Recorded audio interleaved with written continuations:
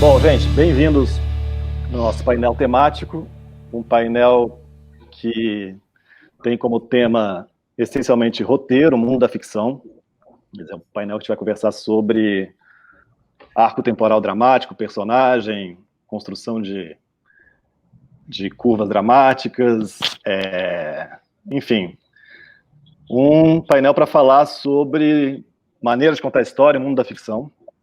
E a gente está hoje nesse painel muito feliz de receber a Mariana Baltar e a Renata Correia, que eu já vou apresentar mais detidamente daqui a pouquinho. Primeiro eu queria me apresentar, para quem não me conhece, eu sou Aurélio Aragão, sou roteirista da Escola de Comunicação da FRJ, professor de roteiro, professor laboratório de processo criativo, e para além das portas da FRJ, eu trabalho também como roteirista e consultor de filmes e séries por aí. E agora estou apresentando um canal no YouTube que chama A Vida é Filme, e que vai ter o prazer já de ter tanto a Mariana Baltar quanto a Renata Corrêa como convidadas desse canal. Eu estou feliz da vida por algumas razões. Uma que, assim, eu sou cada vez mais obcecado pela junção entre prática e pesquisa, que eu acho fundamental acontecer.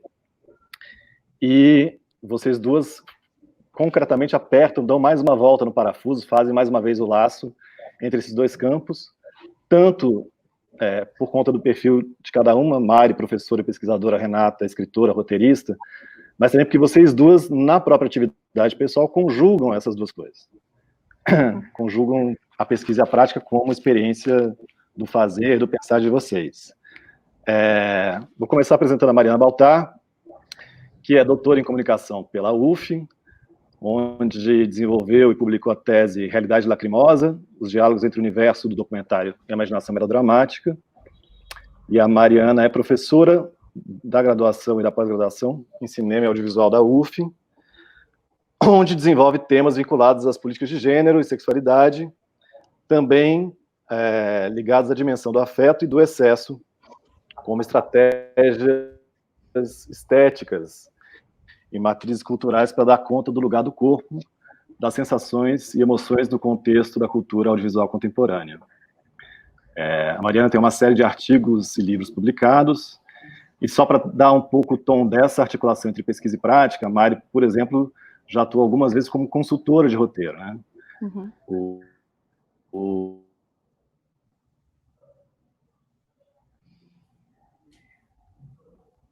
Uma série que eu escrevi, que Me Chama de Bruna, e que a gente teve o prazer de receber orientando a gente em caminhos.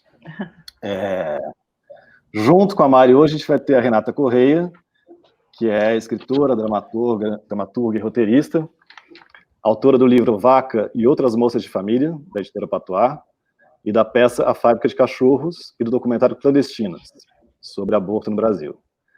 A Renata também apresenta o podcast Primas, sobre cultura produzida por mulheres, e escreveu a série Perrengue, da MTV, foi roteirista dos programas Greg News e Tá No Ar, e atualmente é roteirista dos programas Mulheres Fantásticas e Fora de Hora, os dois na Rede Globo.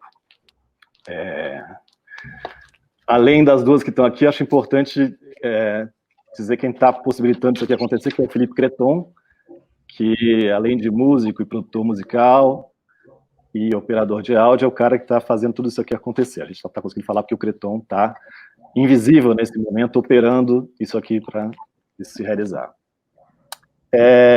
Eu queria começar falando do nosso tema de hoje, do nosso título, que é um título que eu pensei um pouco como provocação, mas que eu gostaria assim, que ele servisse também como estímulo para a gente pensar caminhos ou outros caminhos para a escrita de roteiro. Então, o título do nosso painel é Muito Além dos Heróis, outros modelos de roteiro para narrativas emocionais.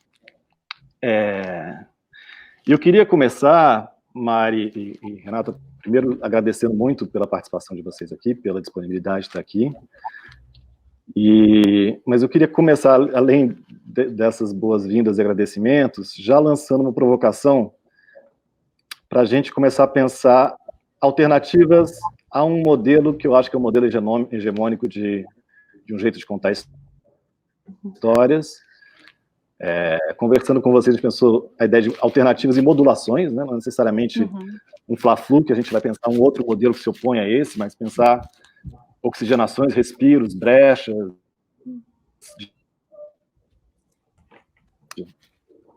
na ideia da oposição entre protagonista e antagonista. Eu queria até trazer um personagem para servir um pouco de concretude, de sujeito material para isso, que é talvez um dos roteiristas mais importantes de hoje, que é o Aaron Sorkin. E que é um cara que, enfim, que é um sujeito, aliás, que particularmente escreveu roteiros sobre personagens poderosos, né? É o cara que escreveu sobre o presidente dos Estados Unidos, escreveu sobre os donos de grandes canais de televisão, escreveu sobre Zuckerberg, sobre o Steve Jobs. E é um cara que tem uma masterclass, enfim, várias masterclasses. Tem uma frase essencial que ele diz: a narrativa se constrói a partir de personagens, e um personagem é essencialmente a relação entre intenção e obstáculo. E aí, eu queria, partindo disso, conversar com vocês, porque eu sei que vocês exercitam coisas que vão além dessa relação. Quais são as alternativas possíveis a esse modelo? A esse modelo que é, essencialmente, a construção de um personagem contra o mundo, um personagem contra a natureza, um personagem contra outro personagem. Para a gente falar e elaborar emoções, quais são os outros caminhos possíveis, além desse, que eu acho que é o que figura em primeiro plano na lógica da construção de roteiros. Então, acho que a gente podia começar, talvez, Renata, podíamos abrir com você falando primeiro um pouco disso? Falando um pouco, eu pensei um pouco a relação com... Mas sabe por que eu pensei em começar por você? Porque, na experiência, acho que talvez tenha experiência parecida, na experiência de escrita de roteiro, vira e mexe, eu topo com consultores de roteiro que estão sempre atrás da questão se o protagonista é ativo bastante, ele tem um obstáculo que é proporcional à intenção dele. A gente consegue pensar em movimentos dramáticos com energia suficiente a partir dessa relação de intenção e obstáculo? E muitas vezes, na experiência de criação de personagens e histórias, as questões escapam ou transcendem essa abordagem. E eu queria um pouco, assim, já deixando claro como vai ser a proposta, é um jogo aberto, né? Estou sugerindo a Renata para começar, mas Mari está super assim, convidada a interferir na hora que quiser para falar disso. É uma conversa mesmo. A ideia é que seja um painel no sentido que a gente pode passar de um para outro com fluidez. Não, mas é uma ótima provocação. Quer falar um pouquinho, Renata? É uma ótima provocação mesmo. Eu quero agradecer o convite do Aurélio. Estou muito feliz de estar aqui na companhia da Mari, do Felipe Oculto. Agradecer ao FRJ e ao Festival do Conhecimento.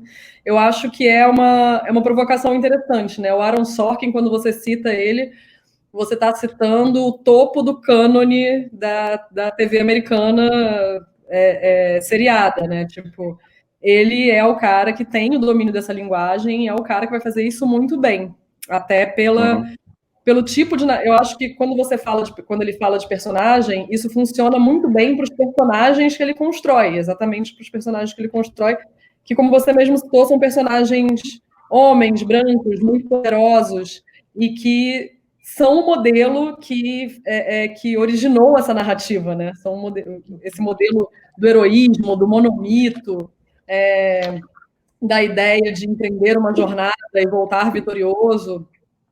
É o nosso cânone de roteiro e é uma trajetória, a trajetória tradicional, a trajetória clássica. Eu acho que todo roteirista tem que dominá-la e conhecê-la, mas não necessariamente ela é o modelo mais adequado para a gente contar qualquer tipo de história. Existem outros tipos de histórias a serem contadas e não necessariamente esse modelo serve a todas. Também concordo com você quando você fala nessa introdução que não necessariamente a gente está fazendo uma oposição entre modelos, como se um fosse válido, o outro não fosse válido. Acho que depende muito mesmo da história que você quer contar. E não necessariamente será criado um modelo que é o exato oposto desse modelo. Acho que a gente pode pensar em ideias de respiros, acho que a gente pode pensar em ideias de brincar com o cânone, a gente pode usar essa estrutura também para subverter a própria estrutura. E o que eu tenho observado, assim, eu tenho um podcast onde eu e a Carla Lemos, a gente apresenta cultura feita por mulheres, então a gente fala de livros, a gente fala principalmente de cultura pop, cultura de massa, a gente fala muito de livros, a gente fala muito de filmes, a gente fala muito de narrativa seriada. E o que a gente tem percebido ao longo desses 2 anos, quase 2 anos que a gente está fazendo podcast, e na minha prática como roteirista também, é que as coisas mais interessantes que têm surgido, pensando nesses respiros, né, mais interessante, né, não, sem fazer juízo de valor, mas mais interessante nesse sentido de buscar esses respiros e de buscar alternativas a essa narrativa hegemônica, são realmente as narrativas construídas por criadoras mulheres. Assim, a gente tem visto muito isso, assim, mulheres que estão flertando com a narrativa fantástica para contar histórias emocionais, como é o caso do Boneca Russa, ou como quando a gente vai falar um pouco mais sobre Fleabag, da ideia de fluxo de consciência, que é usado na literatura de forma muito comum já, o fluxo de consciência é uma coisa comum na literatura, e a gente via no cinema experimental, e a gente vê em Fleabag ecos desse fluxo de consciência sendo usado na narrativa. Mesmo que Fleabag seja uma narrativa conservadora em algum sentido também, contando a história de uma mulher, conta uma história de luto, mas a gente conta a história dessa mulher branca, jovem, bonita, que é a mulher que a gente costuma ver na cinematografia norte-americana, na cinematografia eurocêntrica. Assim. Então, as mulheres estão pensando as suas narrativas para além do cânone. Elas estão se preocupando não só em que assim a gente tem essa ideia do cinema feito por mulheres, a gente tem criadoras incríveis no cinema, principalmente quando fala de comédia romântica, a gente tem muitas criadoras maravilhosas que começaram com comédias românticas e foram explorar outras coisas. Mas a gente vê essas mulheres mais vinculadas a narrativas mais tradicionais, e hoje a gente vê que as narrativas feitas por mulheres não só se voltam dramaturgicamente para outros lugares que não são a narrativa mítica do homem, mas elas também se voltam para uma questão de diferença formal, sabe? Então a gente não só a diferença é temática, mas como a diferença é formal mesmo. Uhum. Aproveitando o gancho, acho que a gente podia pensar, acho que é perfeito isso, né? Pensando eu fiquei pensando várias coisas, eu fico querendo falar. Não fala, mas é isso, só fazer o quê? Só a transição para você falar, por favor. Não, porque acho que isso que a Renata falou foi maravilhoso, assim. Bom, deixa eu fazer a formalização do agradecimento também, né?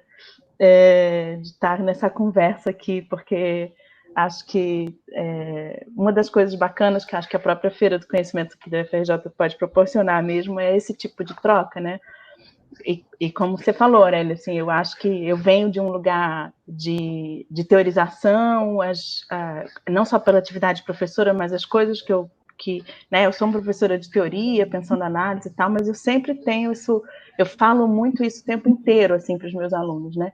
Que a gente não está fazendo teoria para dissociar do processo criativo da realização. E quando eu vejo a Renata falando, né, que vem de um lugar da realização, que vem do lugar da criação e da reflexão, as coisas se encaixam tanto, assim, que eu acho bem, bem bacana a gente estar podendo conversar o tempo todo aqui. Assim. A gente já conversa na vida, mas agora a gente pode trazer isso para cá também, né? Então, obrigada. E acho que isso que ela falou, assim, é muito importante a gente pensar essas mulheres, né, quer dizer, essas realizadoras propondo uma outra forma de narrar, porque também estão querendo contar outras histórias. Então, acho que tem essa confluência, não é uma sobredeterminação entre que história que eu estou contando e a forma como eu vou contar, mas uma coisa puxa a outra, né? Então, que histórias são essas que eu estou querendo contar e então, que melhores formas são, né? Então, acho que você faz um outro tipo de modulação que sai dessa prerrogativa da ação, né? que é a própria ideia de jornada, né? De que parece que tudo que você coloca no roteiro e todas as escolhas de encenação, de mise-en-scène em si, são escolhas que devem ser motivadas, essa ideia, né, da narrativa clássica, motivadas a partir do desenvolvimento do roteiro, desenvolvimento do enredo, desculpe, e do desenvolvimento, né, da contação da história, e desse desenvolvimento a partir de uma motivação do fazer andar a ação, né, do personagem. Então, eu acho que esse modelo, na verdade, quando a gente pensa as narrativas contemporâneas, quando a gente pensa e quando a gente volta e olha, né, para uma certa tradição do melodrama, por exemplo, entre outros, mas eu acho, bom, me interessa muito o melodrama, por exemplo, e o melodrama que é um gênero considerado para mulheres, não necessariamente foi um gênero feito por mulheres, mas considerado para mulheres, né? Então já vinha com essa marca e durante muito tempo uma marca muito pejorativa, né? Então eu acho que isso casa um pouco com isso que a Renata falou, assim, que contando histórias de mulheres, né, para mulheres de alguma maneira,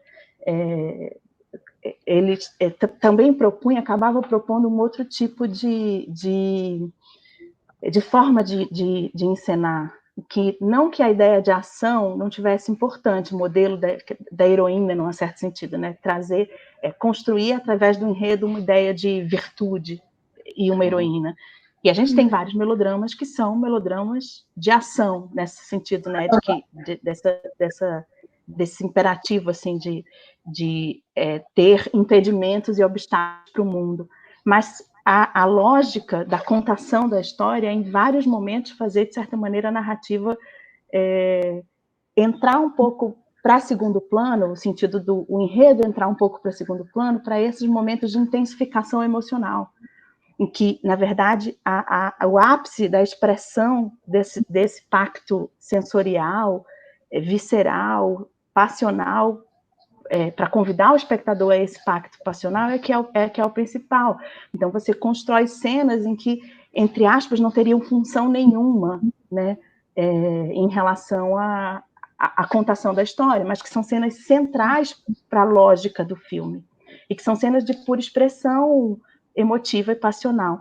Aí eu fico me lembrando por exemplo, que eu amo, que não é dirigido por uma mulher, um melodrama clássico latino-americano que chama Enamorada, mas isso é uma coisa recorrente no melodrama mexicano dos anos 40, por exemplo, né? Esse é um filme do Emílio Fernandes, de 48, e que tem toda essa coisa da heroína e da construção do par amoroso, herói e heroína, dentro de um cenário da Revolução Mexicana, mas tem vários momentos em que são assim, para a gente exaltar essa construção desse casal e como que as diferenças de classe e as diferenças, né, principalmente, são as diferenças de classe que estavam por trás do mote da Revolução Mexicana, são tensionadas ali pela visão passional desse casal. Então, sabe, você tem uma enorme, linda, de uma serenata, que a gente fica acompanhando essa serenata toda. Então, são esses momentos que são esses momentos propriamente do excesso, assim, do melodrama, e que faz alterar um pouco essa lógica, né, de que você faz uma escolha, que é uma escolha de enredo, também, mas que é uma escolha principalmente de mise-en-scène, e que não é pautada pela motivação do contar a história do ponto de vista da ação e do enredo, que seria essa motivação clássica, né? Então eu fiquei pensando, e aí quando eu penso várias séries contemporâneas, a gente vai ver que isso acontece bastante também, né? Que eu acho que são certos investimentos assim em cenas em que, entre aspas, não tem função. Não tem função por quê? Não tem função porque não estão atreladas a esse modelo da ação, do enredo, né? Mas que tem outra função, que é uma função visceral, sensorial, passional, afetiva, e que é de uma força expressiva que é fundamental, assim, para isso, né? E aí eu fiquei pensando também que, ao passo disso, isso não é uma coisa de agora, mas paralelo a isso, tem uma mudança, que eu sempre gosto de pensar isso, nessas relações que são mudanças da teoria e que são mudanças também das formas de realização, e uma coisa atrelada à outra, né? E tem uma mudança na própria teoria em relação a isso. A gente tem uma coisa que tem ganhado mais espaço recentemente do ponto de vista da teoria do cinema, que tem a ver com, por exemplo, a ideia de uma virada afetiva no cinema, de uma virada sensorial, é uma teoria que vai pensar a centralidade do corpo, a própria ideia do corpo cinemático, lá que é um livro do Steven Chaviro. Você tem a ideia de experiências incorporadas e de uma estética das sensações. Estética das sensações é um conceito de uma francesa chamada Martine Bonnier. Você tem a ideia de um sujeito cine-estético, que é esse neologismo, né? Brincando um pouco com essa ideia de sinestesia, mas e de uma ideia de experiência incorporada mesmo, né? Que é da Vivian Sobchak. Você tem uma ideia de momentos afetivos, performativos dentro do filme, que é lá da Helena Del Rio. A maioria são mulheres, na verdade, nessa virada afetiva. E que estão pensando nisso, qual é o papel desse lugar da expressão, da força expressiva, visceral, corporal, dentro dos filmes, das narrativas, dentro das obras audiovisuais, convidando o espectador a essa intensificação da expressão, assim, e que isso modula esse protagonismo de uma certa ideia de enredo, né? Então, aí, tudo bem, isso tem a ver com mise-en-scène, mas tem a ver com escolhas que são da ordem do roteiro também.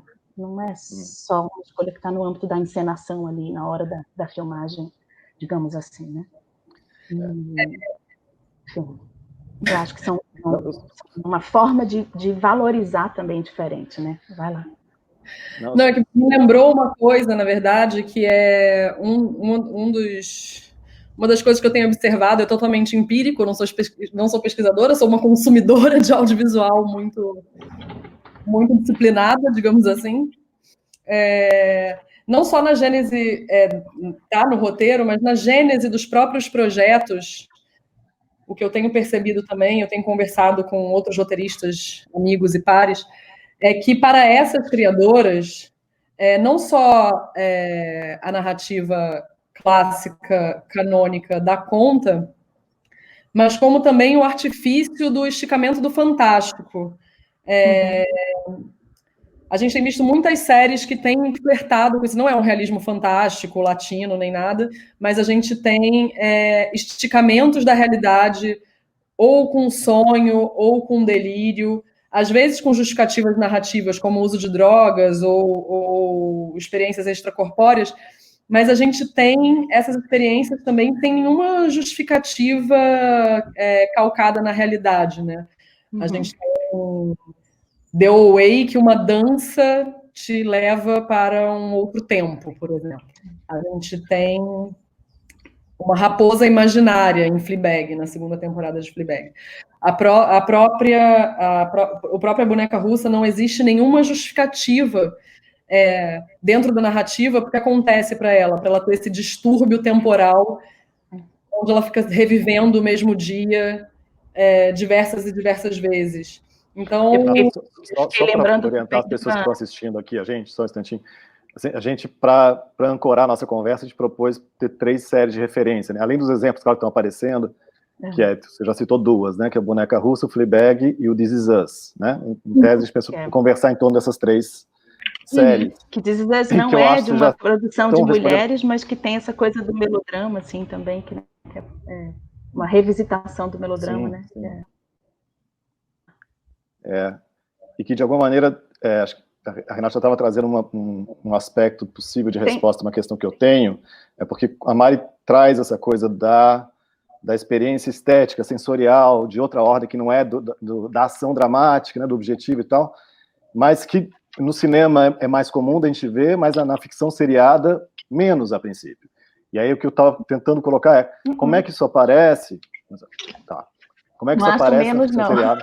Tá bom. Você acha menos? Eu acho por uma razão simples, de escala de fruição sensorial. Que a gente vai estar assistindo essa série numa telinha de celular, numa telinha de computador, numa telinha em que essa experiência seja outras estratégias para a captura do espectador.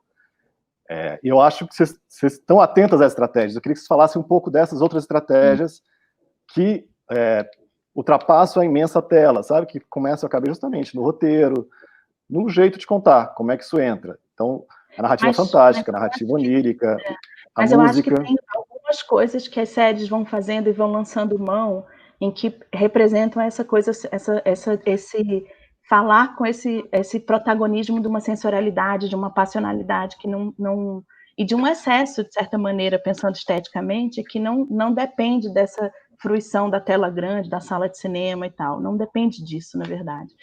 Eu fico pensando, aí eu vou dar uns exemplos de série, assim, no fundo, assim.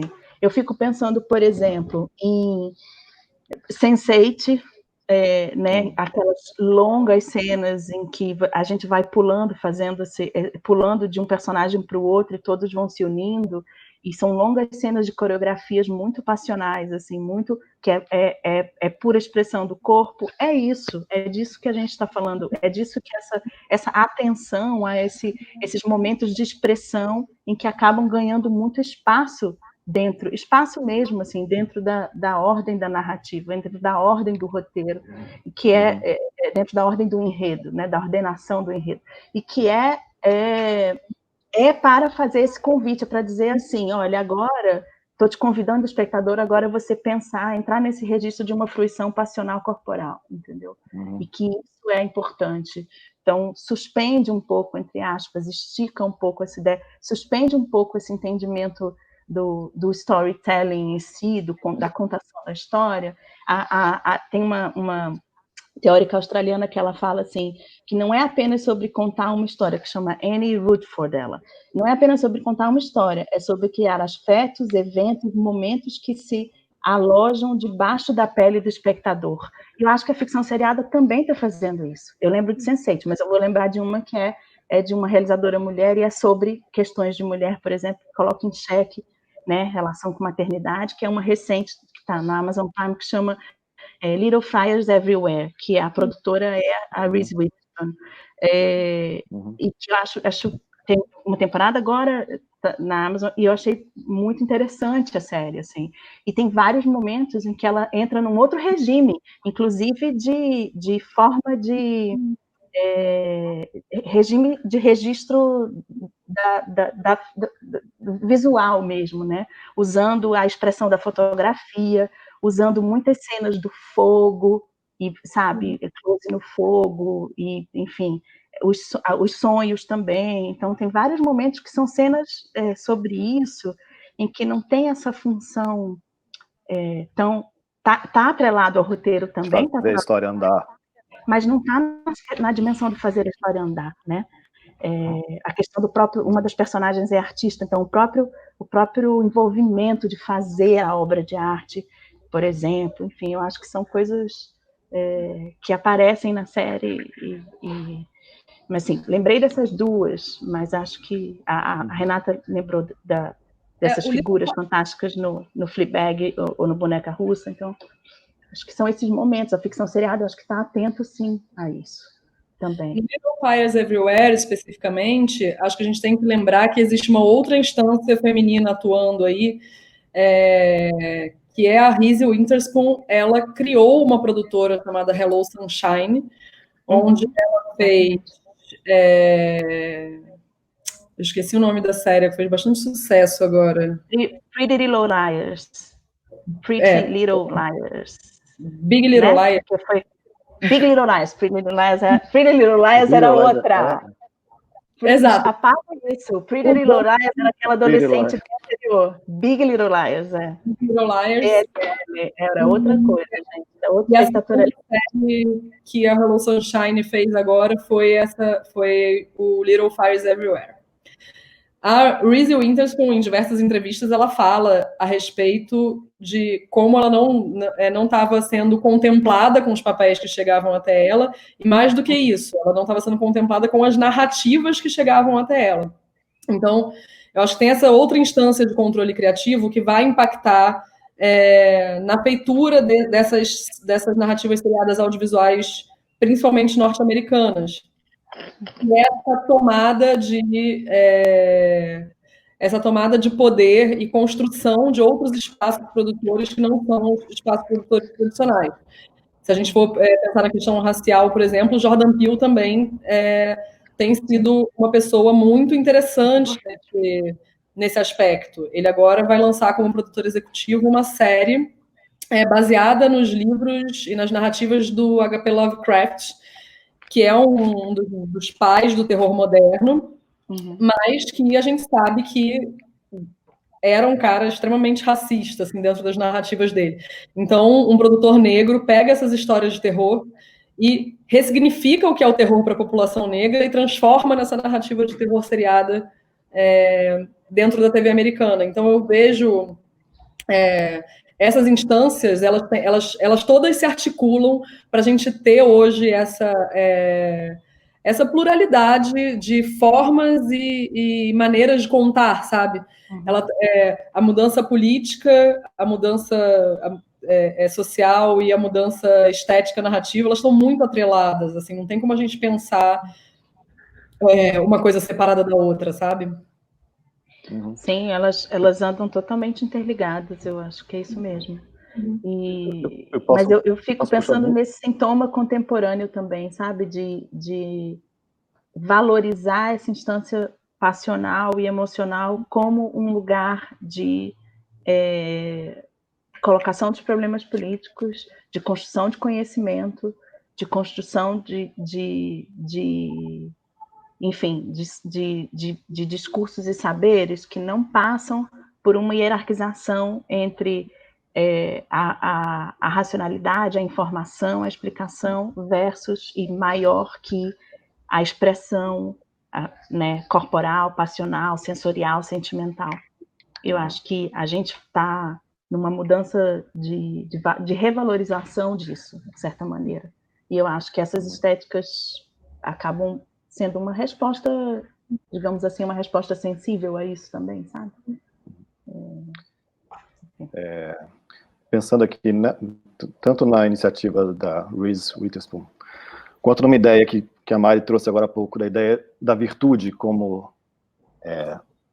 um modelo do melodrama, eu estou pensando quando a gente tem pessoas como a Reese Witherspoon, vamos dizer, cara, os papéis, eu não me sinto representada neles, não me sinto representada nessas narrativas.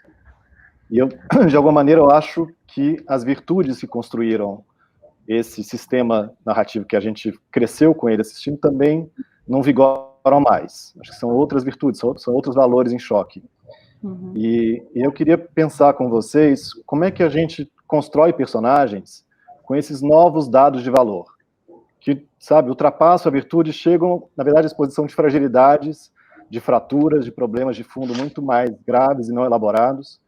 E aí, de que jeito a gente pode pensar os personagens que estão sendo construídos aqui, o que a gente vai construir, dentro dessa nova escala de valores em xeque? Eu queria um pouco que vocês caminhassem por aí. Cara, eu me sinto tentada a ser um pouco piegas, mas não vou ter medo disso. Nós trabalhamos com a cafonice sem problema nenhum, né? Nosso lugar libera.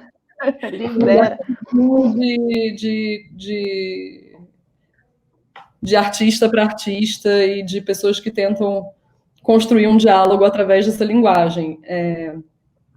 Eu tenho ficado otimista, num certo sentido, estando em sala de roteiro há muitos anos. A cada ano que passa e a cada sala de roteiro nova que eu entro, eu sinto que as pessoas são mais dispostas a serem honestas com os personagens que elas criam e serem mais honestas com as narrativas que elas criam. O que eu quero dizer com honestidade? Eu vou tentar elaborar aqui junto com vocês.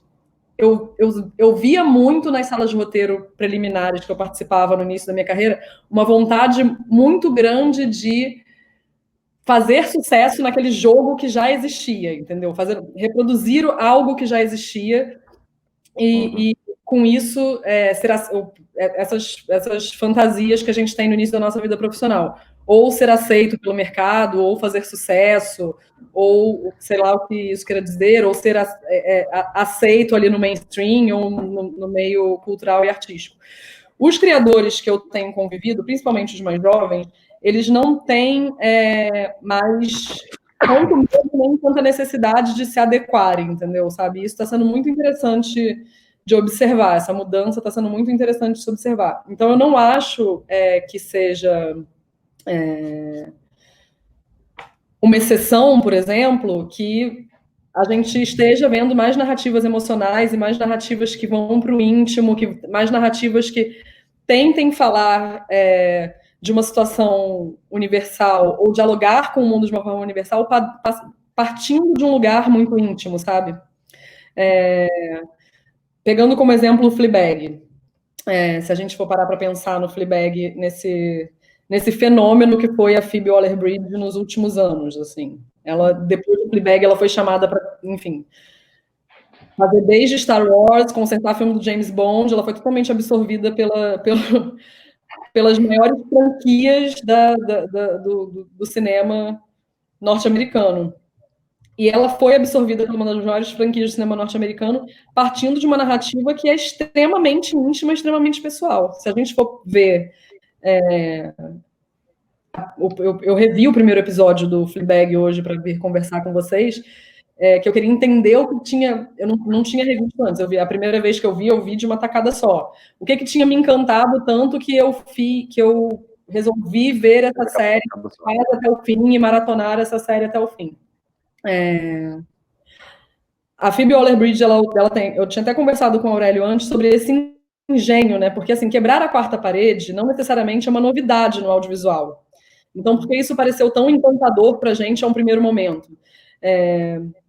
Existem narrativas onde se quebra a quarta parede e a instância do personagem quebrando a quarta parede não seria sequer necessária na narrativa. Esse falatório para a câmera, ele se torna quase uma narração, né? Ou uma explicação daquilo que está acontecendo em tela e que a gente nem precisaria daquilo para entender a narrativa, ou para a trama avançar, ou para ter uma conexão emocional com aquele personagem.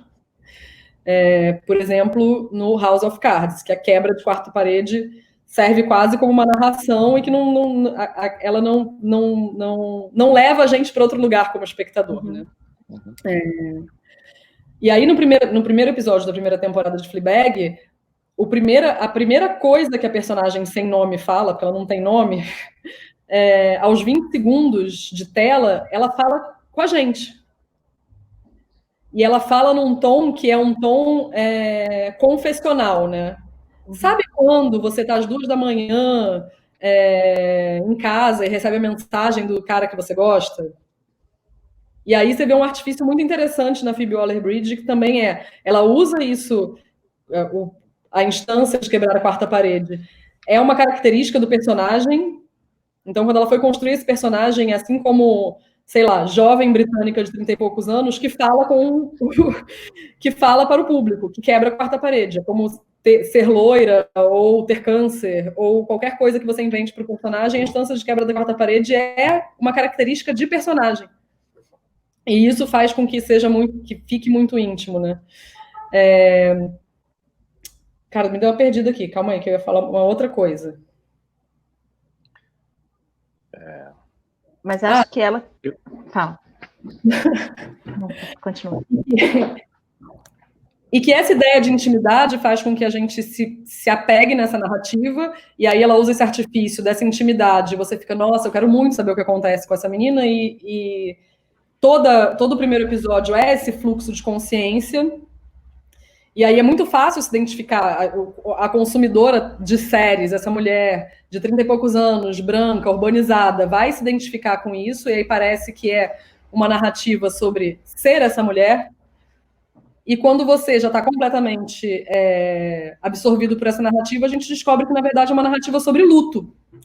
Então, a gente tem um artifício aí, que ela usa um artifício muito clássico, que é essa informalidade, sabe quando? Quase a blogueirinha, né?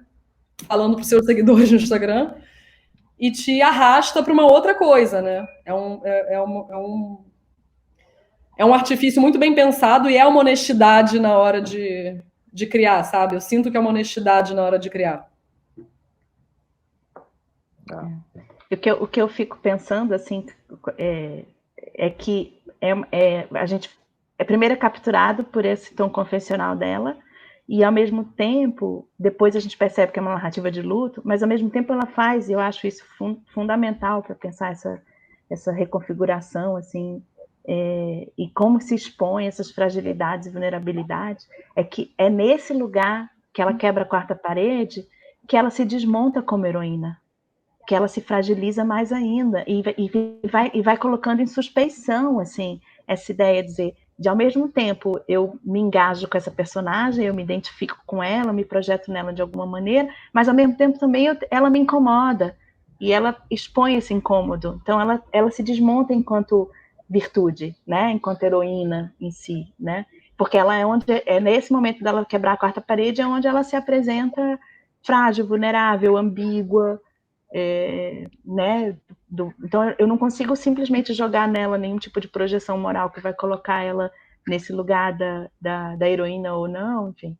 E eu fico pensando que tem várias séries, e nesse ponto é muito interessante que a narrativa seriada, ela permite isso de uma maneira mais interessante ainda do que, por exemplo, uma obra né, que se apresenta como unidade, um filme em si, digamos assim.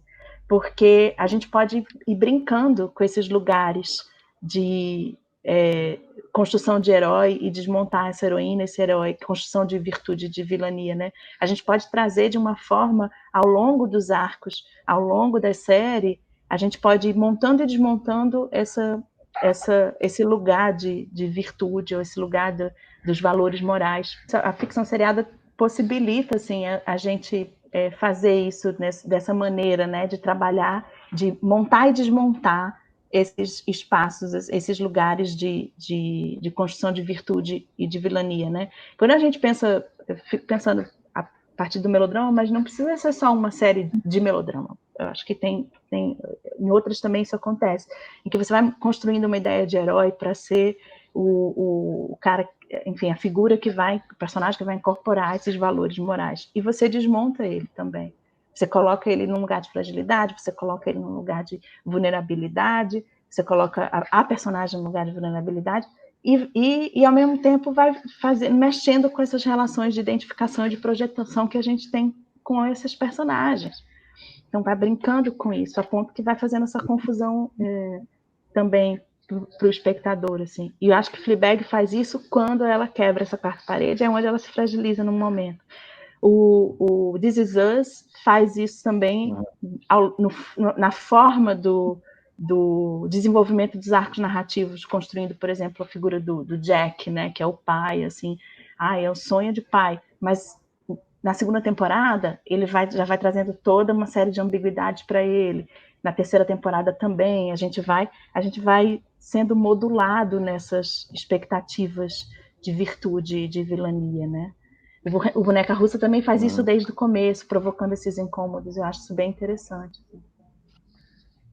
Eu estava pensando no Boneca Russa agora, porque quando a Renata sugeriu o Boneca Russa como um dos objetos de conversa aqui, eu, a princípio, será? E depois, imediatamente, isso tem a ver com, eu estou ouvindo você falar, Mari, agora, e tem essa coisa de um certo gerúndio, que você está dizendo, olha, tem módulos que o tempo permite que a gente vai descobrindo outras camadas, que a gente quebra a quarta parede para descobrir uma outra coisa, e que as fragilidades vão se revelando cada vez mais, né? Que as virtudes vão se transformando em outras coisas.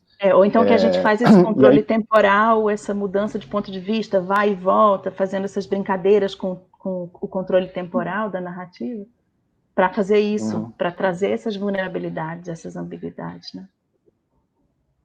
Eu queria que vocês falassem mais disso, na verdade, justamente. Essas estratégias narrativas, esses mecanismos de contar, que fazem outras camadas aparecer. E que na verdade, a pista, por exemplo, Fleabag, ela se revela imediatamente, muito íntima e confessional, mas a gente vai, como você disse, vai entendendo que ela está escondendo alguma coisa. Que essencialmente é um jogo de mostrar e esconder. E a gente está falando, as 3 séries que a gente está passeando aqui mais, são 3 séries que tem um jogo de mostrar e esconder.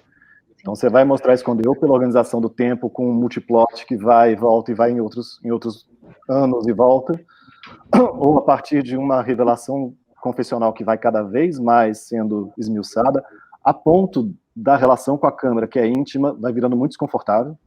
Chega uma hora que essa presença é desconfortável, para ela e para a gente, quanto espectador.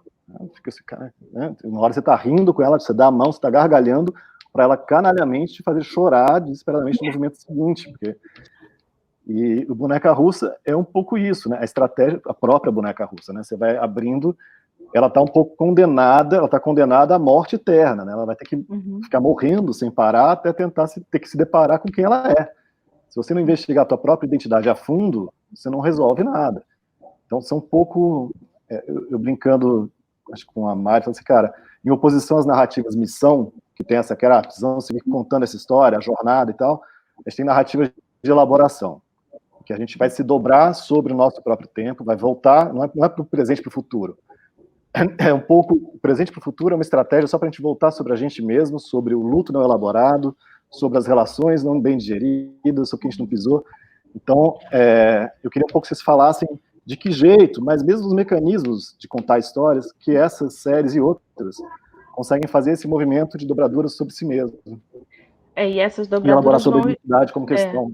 E essas dobraduras vão expondo as feridas e os incômodos da gente mesmo, né? E vão quebrando, de certa maneira, ou vão reconfigurando, ou recolocando esses pactos identificatórios, assim, que são super importantes para a série também. Para a série, para filme, mas para a série ainda mais, até, de certa maneira. E vão quebrando esses pactos identificatórios, assim, por conta disso, né? Eu fico pensando que uma estratégia... cada uma vai encontrar um diferente, mas uma que une tanto o Boneca Russa quanto o This Is Us é essa ideia de controle temporal, né? É essa ideia de fazer essa ida e volta dos eventos, né?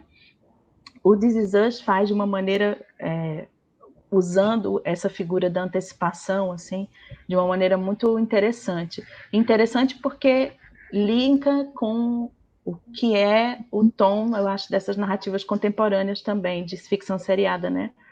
Que falam muito dessa ideia de por exemplo, a ideia de narrativa complexa, que um dos elementos da narrativa complexa lá da ficção seriada é esse controle temporal, é essa possibilidade de você fazer, né?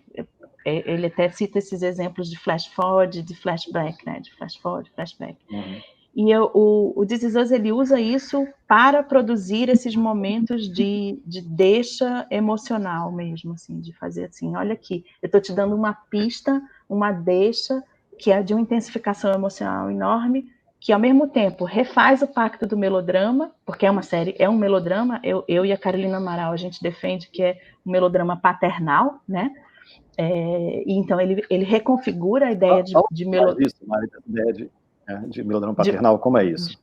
Tá, já vou falar. Então, essa noção assim, de melodrama paternal, eu acho que é a maneira como o This Is Us consegue trazer uma atualização da própria história do melodrama, né? Atualizando e reconfigurando, né?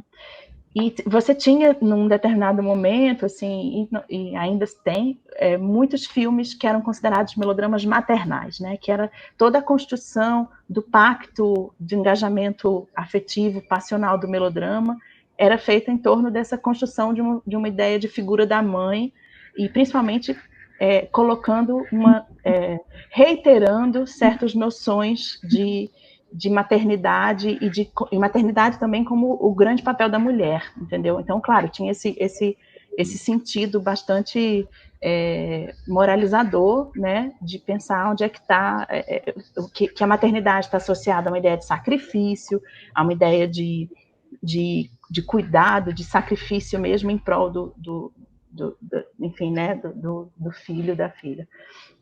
E isso está ao lugar da construção da virtude da heroína. No caso do que a gente está propondo desses melodramas paternais, eu lá e a Carol, é um pouco...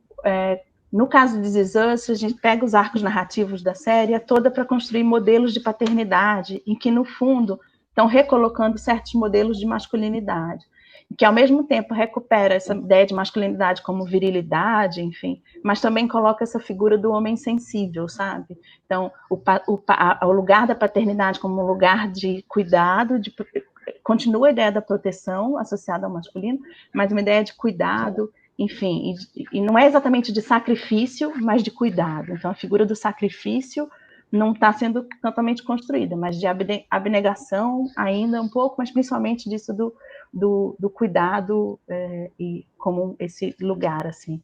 E eu acho que This Is Us faz isso totalmente, assim, faz essa construção. A série é sobre as construções de paternidade, a partir desse pai primeiro, que é o Jack, em que a gente já começa a série sabendo que ele morreu, e a série vai toda construindo essa ideia de primeiro a gente ir descobrindo como que ele morreu e o que significa. A morte dele é um grande evento para a construção dos filhos, para a construção, uma reconfiguração de família, para uma ideia de legado, né?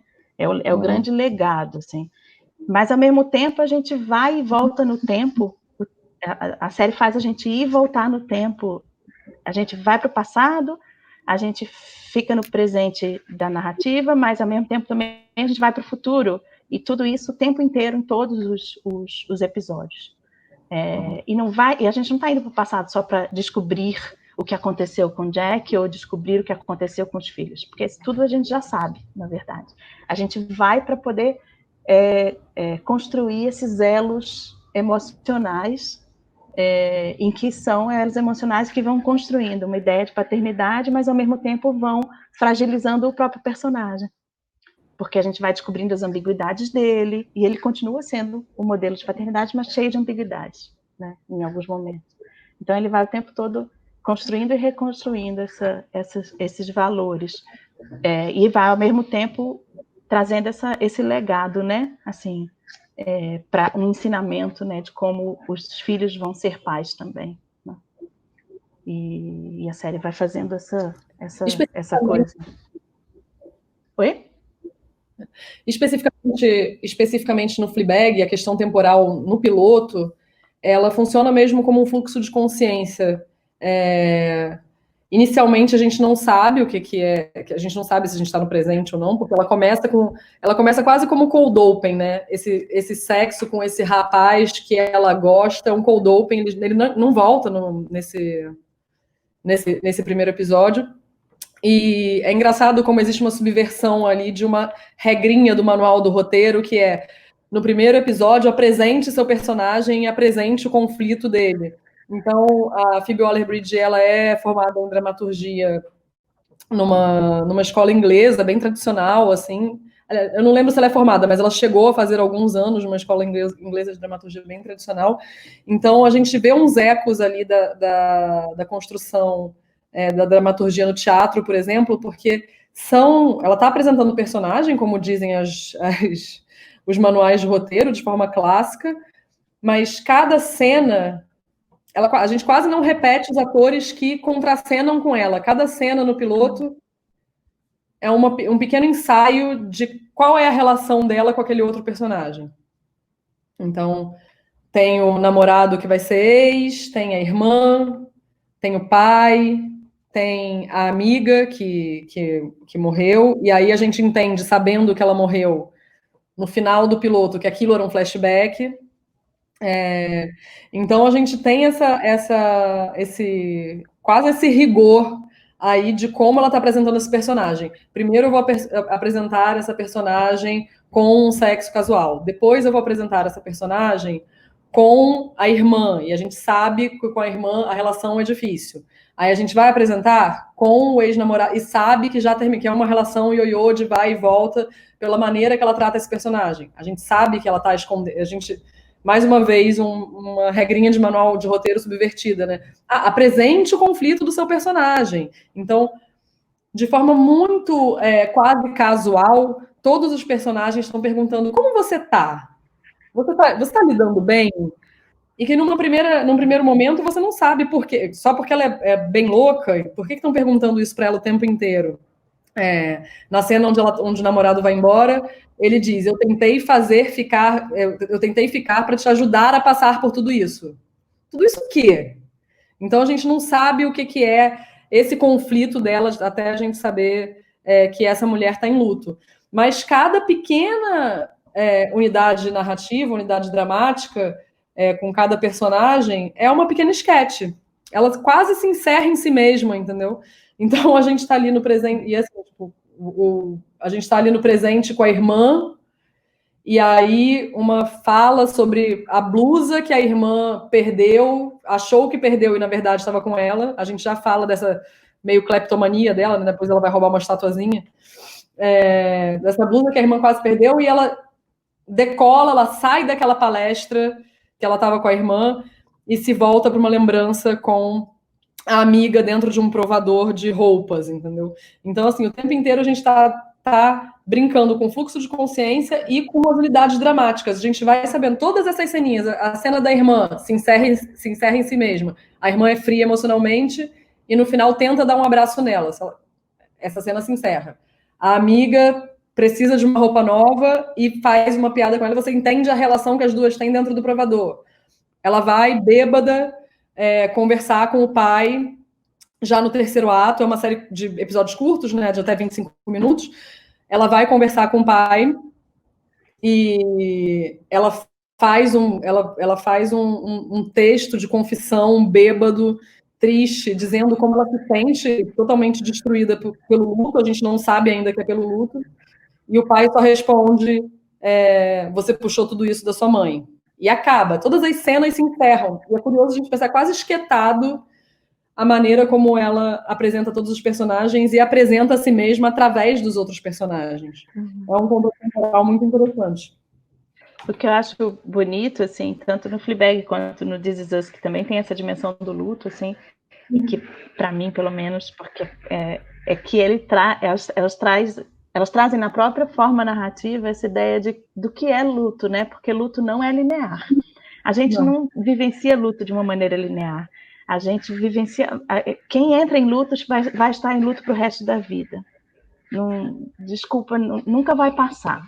As pessoas que a gente perdeu e que a gente vai enlutar nunca vão passar. O luto não acaba. O luto, ele vai e volta. O luto a experiência do enlutar, ela não é linear. Então, vai ter uma hora em que vai ter, sabe, um cheiro, que vai ter uma coisa que lembra e que lembra e que volta da memória, e a memória vai trazer o luto de novo, de alguma forma. Só que, claro, vai trazer e ele passa mais rápido também, né?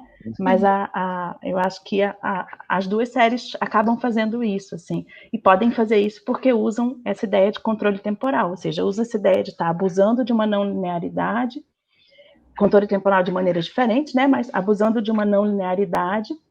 No caso do Fleabag, isso que a Renata falou, perfeito, né? Que é uma não linearidade, mas produzindo esquetes que se encerram em si mesmo, e parece que a grande continuidade da série é o luto, né? É vivenciar o luto e descobrir por que ela está em luto, né? Assim, e aí, a partir daí, desdobrar a culpa dela, né? E no caso do This Is Us, é essa ida e volta, né? Usar os 3 tempos, passado, presente e futuro, ao mesmo tempo, usar os 3 tempos em todos os episódios e ir desenvolvendo os arcos narrativos a partir desse uso dos 3 tempos, do passado, do presente e do futuro, né? Para trabalhar a ideia de luto e legado. Então, acho que no This Is Us é a ideia de luto e legado, no Fleabag é a ideia de luto e culpa, né? Na verdade. Uhum. Pensando a ideia dessa combinação, fiquei pensando 2 coisas. Primeiro, que são então narrativas que apontam para trás, né? Essa ideia de esquetes que se encerram, porque a gente tem até pistas falsas. Será que ela vai conseguir um empréstimo bancário? Será que esse cara vai virar um ator de outra ordem? Estou pensando em This Is Us. A gente tem umas pistas que estão apontando para o futuro, mas na prática tudo se volta para o passado. A gente está vendo, assim, fluxo de consciência permite, porque é como se a gente estivesse sempre num ponto adiante. Nesse sentido, uma narrativa épica, né? A gente está com a capacidade de fluxo do narrador muito mais livre. E aí o que eu acho muito interessante é que o Boneca Russa também, né? Aliás, a presença da mãe, de novo, né? Tem um luto de uma mãe ali, que morreu aos 36 anos. E 36 anos também é o aniversário que inaugura o This Is Us, né? Deve ter alguma coisa assim. 36 coisa 40, pelo jeito. É o novo marco regulatório do amadurecimento, né? Mas é quando a gente está fazendo luto da juventude, né? Parece que assim, a gente perdeu o direito de ser jovem quando a gente chega aos 40, né? Sei lá, pelo menos tem uma pressão do mundo nesse sentido. Você passou de 35, aos 36 você já olha para os 40, então agora é hora de você... cara, pensa onde é que você está. Acabou. Acabou não, mas, né? Então, tem essa coisa do olhar para o passado e da narrativa épica, mas ao mesmo tempo, que vocês apontaram sempre, é uma estratégia muito eficaz de produzir identificação com o espectador. Todas as séries, a gente está muito próximo dos protagonistas, muito aderido às questões dele, muito emocionalmente parceiro no que eles estão sentindo, e que é também uma quebra do que era, de algum jeito, a regrinha certinha dos manuais. Como é que você opera um distanciamento narrativo desse grau, que permite que a gente flane pelo tempo com tanta liberdade, sem sair do lado do protagonista? Está sempre perto dele. Né? Em narrativa sem futuro, a narrativa do Boneca Russa é totalmente sem futuro. Não tem, né? Na verdade, o inferno é esse. Não há futuro. Não há nem saída do futuro. Enfim. Ou será que não é o presente radical, né? Alguém que sabe que vai morrer vive o presente de forma radical. Eu acho que tem isso no Boneca Russa também, que é uma contradição ali, uma contradição dentro da narrativa, né? O Boneca Russa fala de luto também. A gente sabe que, e assim, mais uma vez, usa um expediente, um dispositivo de começo da narrativa que é comum, que é o aniversário, né? Tem essa protagonista está fazendo aniversário de 36 anos. A identificação dela não é tão rápida quanto This Is Us e quanto Fleabag. Ela é um pouco desagradável até. Ela fala de drogas o tempo inteiro. Eu não consegui me aderir a ela, não consegui me aderir a essa série. Desculpa. Ela fuma o tempo inteiro, ela é uma mulher que tem um componente desagradável ali na construção da narrativa dela. Ela fala diversos diálogos dentro do piloto e do primeiro episódio falam de morte, falam de fim da vida em algum jeito. Quando ela vai para casa, ela tem um quadro na parede que fala viver mata. Então, a gente está tendo sempre pistas ali dessa mortalidade dela antes da gente efetivamente entender o que significa mortalidade para essa personagem. Outra coisa que me chamou a atenção também, a mãe morre aos 36, a gente fica sabendo, a mãe morre aos 36 anos também, é o aniversário dos 36 anos dela. E o que me chama a atenção também na ideia de Boneca Russa e a inteligência desse nome é que, na verdade, a gente está descobrindo camadas e tirando uma boneca por vez para entender o que está acontecendo, mas a última que fica muito pequenininha, né? E a questão de fundo está muito na infância ali, né? Tipo, tem um episódio onde a gente desvenda essa relação com a mãe, essa mãe que não é a mãe tradicional também, que é a mãe louca, que não é a mãe que super maternal, que é a mãe que coloca a vida dela em risco, né? Então, se a gente quiser ousar e fazer uma brincadeira psicanalítica, essa mãe que coloca a vida dela em risco algumas vezes quando a gente vê esse episódio com a mãe, e essa ideia de morte quando a mãe, quando ela chega na idade que a mãe morreu. Eu acho também, tem uma coisa que eu gosto, especialmente no piloto, que eles podiam ter dado a solução fácil do piloto terminar com mais um retorno, com ela mais uma vez dentro daquele banheiro. Mas não, ela volta 2 vezes, e quando você espera naquele piloto estruturalmente que ela volte, ela consegue sair desse ciclo, ela vai para casa, ela dorme, ela acorda no outro dia, a gente vê essa mulher sobrevivendo. Então, o que vai acontecer a partir do momento em que ela sobrevive? Então, a gente já está capturado por essa ideia de retorno quando eles dão uma rasteira na gente. O piloto não retorna, não volta. O terceiro ato ela não retorna, ela retorna 2 vezes só. E aí, quando ela vai, com todas as modificações que acontecem em cada morte, a gente volta para essa ideia de presente radical. Se você está morrendo o tempo inteiro, e se ela mesma, antes dessa experiência, já achava que viver mata, é uma experiência de presentificação radical. Mas eu fico pensando que são algumas estratégias que essas séries usam, e as séries de uma maneira geral, assim, que ao mesmo tempo provocam estranhamentos, assim, que incômodos com relação ao personagem, ao mesmo tempo estão repactuando certos micromelodramas, mesmo quando a série não é melodrama, entendeu?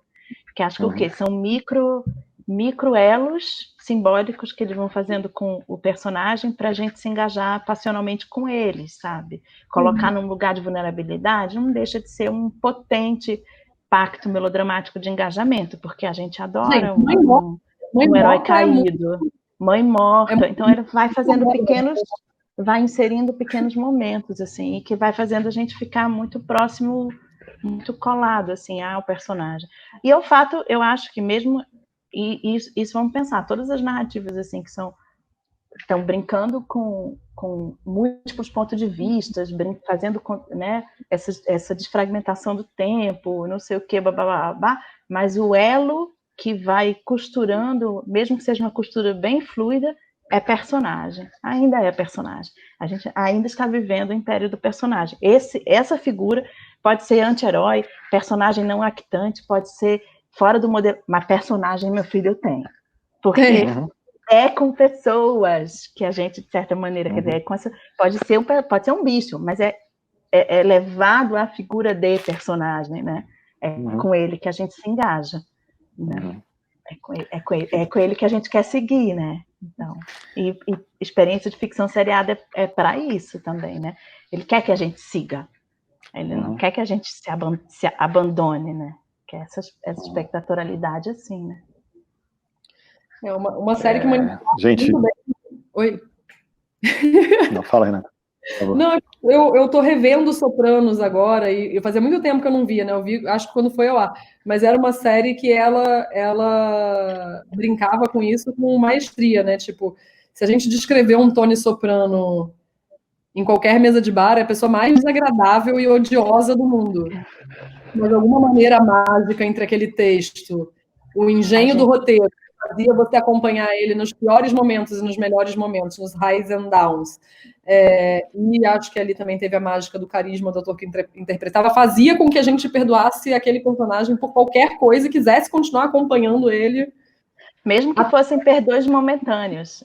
Acho que essa questão, acho que isso a ficção seriada traz, que eu acho que é a grande, para mim, uma grande fonte de interesse da ficção seriada, assim, porque dessa coisa da serialização, é porque todos esses pactos de construção de vilania, construção de virtude, perdão, incômodo, eles podem ser feitos e refeitos. E a coisa importante é essa, fazer e refazer o tempo todo, sabe? Então você faz perdões momentâneos, mas porque daqui para frente, depois você vai ter o próximo episódio, enfim, o resto do desenvolvimento pra gente ficar sendo... se reinaugurando, exato. A gente tem que fazer uma conversa dessa só para falar da figura das mães nas séries, né? Agora que eu fiquei pensando... sim. Não, eu tô aqui do lado, o Winnicott do meu lado, eu estava lendo hoje de manhã a questão do seio materno, das figuras, né, do componente feminino e masculino, que acho que assim, cara...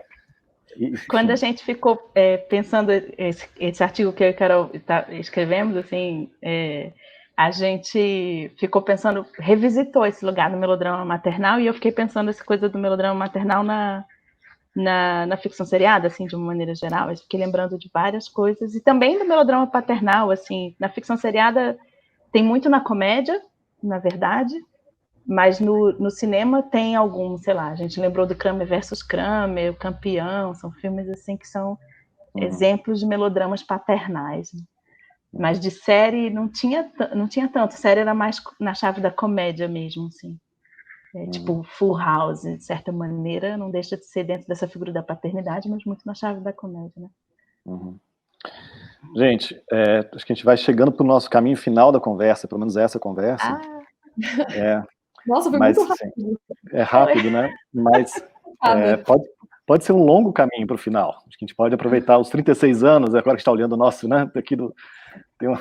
Tem uma coisa do Barthes com 40 anos, 40 não, 50 anos, vai falar assim, na metade da vida eu cheguei, eu vou começar a fazer outras coisas. Então, enfim, estamos aqui. Coitado, a dele acabou logo depois que ele falou isso, né? Não, então, pois é, quando ele foi fazer aquele curso da preparação do romance, né, ele foi tentar fazer o curso, porque agora eu vou virar um romancista, vou escrever romance. E um ano depois ele morreu. Mas olha a ideia do cara, ao invés de escrever o romance, ele vai fazer um curso sobre fazer um romance. Enquanto ele fazia o curso, ele morreu. Mas aí, tem cabeças que só funcionam de forma muito organizada. Eu dou graças a Deus que a minha cabeça é muito caótica, cara. A minha tá melhorando, tá ficando mais caótica, mas eu era muito terra, agora tô ficando um pouco de ar. E aí, pensando então nas nossas cabeças e nas coisas que vocês falaram agora, primeiro algumas coisas que eu queria recolher aqui para esse caminho final. Uma primeira que cara, os personagens, a gente não vai escapar eles são fundamentais, e a gente, nesse momento que a gente está tão distante das pessoas, concretamente, tentar, e um pouco já estava antes, acho até que assim, a circunstância obriga a gente a esse confinamento isolado, mas a gente estava experimentando uma distância já num protocolo social antes do coronavírus, que eu já acho que era preocupante. Eu vou caminhar para perguntar um pouco o que tudo isso que a gente falou, esses novos modelos, ou outros modelos, ou novos modos de narrar, podem ajudar a iluminar o tempo que a gente está vivendo. Por algumas razões, assim, vou colocar aqui. Uma, a prerrogativa dos personagens como a questão fundamental para a gente construir narrativa. A segunda razão que eu acho importante, que é a elaboração do luto e da morte, está falando assim, cara, né, estamos nesse momento tendo que lidar com isso, com a morte como um dado concreto da experiência cotidiana de todo mundo.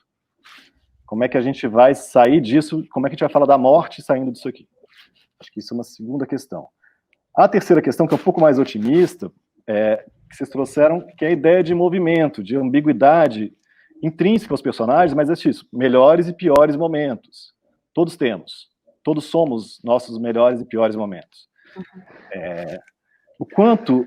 E uma quarta coisa, que volta lá para o começo da nossa conversa, é que em oposição a esses personagens que têm o objetivo, performance, heróis, na hora que a gente é tão instado a performar, a estar em altíssimo grau de excitação e capacidade de performance pública e social, né? A gente tem que assumir personas nas redes sociais, o quanto a gente pode pensar narrativas que não sejam nesse grau de capacidade de execução, né? A gente está falando do Fleabag, que não tem nem nome, né? Personagem, a boneca russa, ela está ali tentando achar a sua própria interioridade ali. This is us. This, né? Isso, o quê?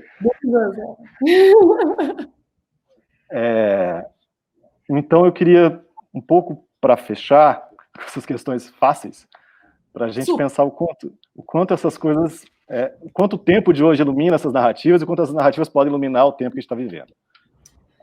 Eu colocaria uma quinta instância aí. Eu acho que personagem, luta e morte, o movimento e a performance foram muito bem pontuados. Acho que você conseguiu realmente recolher palavras-chave que a gente usou aqui no debate, mas eu colocaria uma quinta instância também, que eu acho que é a mais esperançosa de todas, que é o afeto. Eu acho que as narrativas que a gente está construindo hoje, e eu acho que nós, como criadores também, não só o que a gente vai criar daqui para frente, tem que ter o afeto como um norte, assim, como um lugar onde a gente vai chegar, quase o afeto utópico, assim, sabe? Um objetivo para a gente seguir. Acho que a gente não tem... Eu amo muito uma frase do Mayakovsky, que fala que arte não é o espelho da vida, que é o martelo que forja. Apesar do martelo e forjar parecer um pouco violento, eu dou uma perdoada e ressignificada nele no sentido que é isso. Como a Mari falou, o melodrama, ele tem essa característica de ensinamento moral, e de qualquer maneira, todo o produto audiovisual tem essa característica em algum lugar escolar de ensinamento, alguns de forma mais sofisticada, outros de forma menos sofisticada. Por que não pensar nessas novas narrativas, nessas nossas histórias que estão a se construir nessa lente do afeto, né? De se afetar pelo mundo que a gente está vivendo e que é um mundo muito complexo e muito difícil, e se afetar também pelo outro, assim, pensar mais no espectador, não como uma audiência apenas a ser capturada, mas pensar no espectador como esse outro com quem eu tenho o prazer e o privilégio de dialogar, sabe? Acho que é esse lugar que talvez que a gente deva pensar quando a gente começar a criar nesses momentos pandêmicos e pós-pandêmicos, sabe? Eu fico pensando, você pegou bem, acho que quando a Renata lembra disso, da questão do afeto como uma utopia, assim, é super importante mesmo, até nesse sentido da gente se permitir na criação desses personagens, e quando a gente cria os nossos personagens nessa nossa vida cotidiana online agora, né? Porque é isso, né? A gente está performando esses personagens o tempo todo nesses montes de live e que também tem uma coisa confessional, enfim, tem todas essas coisas. A gente se permitir se montar e desmontar, se montar e se remontar como personagem também, né? Então, eu acho que essa essas narrativas que a gente conversou hoje, todas essas coisas que a gente conversou aqui, na verdade, hoje, fala um pouco de não ter medo dessas ambiguidades internas do personagem, que isso não vai fazer a gente se desengajar por eles, né, afetivamente, né? Então, a exposição de fragilidades, a exposição de ambiguidades, então, ambiguidades de ordem moral, a exposição dessa ruptura mesmo, assim, do herói, sem ser simplesmente ir para um anti-herói. Não é simplesmente ir para o outro espectro, não. É trazer essa coisa ambígua, assim, né? Porque, assim, mas isso já se fazia na figura do anti-herói. Não, a figura do anti-herói era ir para o outro espectro, na verdade, né? Mas é trazer essas coisas, assim. Faz a gente ser mais personagem, mais passível de engajamentos afetivos, na verdade. Então, isso é um ponto. E eu não sei, fiquei pensando um pouco isso, pensando nessa ideia, assim, hoje, né, de como se permitir viver a fragilidade frente a esse mundo, frente ao que a gente está passando, a gente enquanto, né, cotidiano, a gente enquanto política também, se permitir viver essa fragilidade, se permitir pensar a performance não como execução de performance, né, não como enfim, não como uma coisa assim, eu estou sendo produtivo, não estou sendo produtivo, eu estou fazendo bem, não estou fazendo bem, não performance como a boa performance, né, mas como, enfim, como possibilidade de interação, né, de reinvenção. Agora, como tudo isso lida com a questão do luto, que eu acho que é o que está se colocando por essas narrativas e é o que está colocando para a gente, assim, como que a gente precisa fazer vários lutos no meio do furacão, né? E como todas essas narrativas ensinaram para a gente, é uma questão de controle temporal. Então, a gente só precisa continuar, né? Deixando o tempo agir, porque não vai ter resposta. Não vai ter jeito, né? Independente da gente. Não, independente da gente. Então, a gente tem que também ir vivenciando, assim, esse luto no tempo e assim, não sei, fico pensando isso para a criação também, né? Para além disso, quando eu penso a questão do personagem um pouco, assim, e nessas circularidades, nessas ambiguidades, assim, se permitir um pouco ter vários momentos em que a gente respira, assim, e fala assim, não, tudo bem, eu quero um conforto, sabe? Eu quero um conforto agora, porque depois eu vou precisar de outra ação. E depois voltar a uma outra palavrinha que é modulação. Então, a gente se permitir se modular também, assim, na vida. A gente não encarar essa ideia de jornada do herói para a nossa própria vida, né? Acabei de super autoajuda, gente. Mas acho que a gente está precisando de autoajuda. Eu acho autoajuda necessária nesse momento. Autoajuda de alta qualidade, acho muito bom. A gente está se autoajudando, né? Uma terapia coletiva aqui. E mesmo que a gente não dessa pressa da jornada do herói, de chegar num final, de chegar num clímax, de chegar num lugar, e que, na verdade, ela pode ser muito frustrante quando a gente toma ela como modelo para as nossas próprias vidas. A gente está falando de dramaturgia como uma certa educação, né? Cara, não vai chegar ao clímax. Vai ter vários ups and downs, e o clímax, amigo, realmente, vamos ficar... Eu acho que é isso. Essa jornada, ela cria modelos a serem seguidos. E se você não repete esse modelo, não se enquadra nele, acabou. Isso gera uma série de... não só ansiedade, mas isso gera uma série de desigualdades políticas. E acho que a ideia de modulações é isso, né? Não são modelos, modulações. Dentro de modulações tem criações e descriações de modelos, mas é sempre constante, então você não fixa modelos, né? Até porque eu acho que a gente, criando, entendeu que os nossos modelos que estão vigorando hoje não estão funcionando, né? Os modelos que estão definindo como é que a gente vai se relacionar com o mundo e com a gente mesmo, eles estão fracassando. Então, acho que faz parte, talvez, da oxigenação da ficção para outros modelos, né? Que talvez passe pelo sonho mesmo, pela fantasia, mas a ficção tem um papel fundamental de propor outros modelos para esse mundo que a gente está vivendo. E esse luto eu não tenho problema nenhum de fazer, entendeu? Eu não quero chorar por aquele modelo.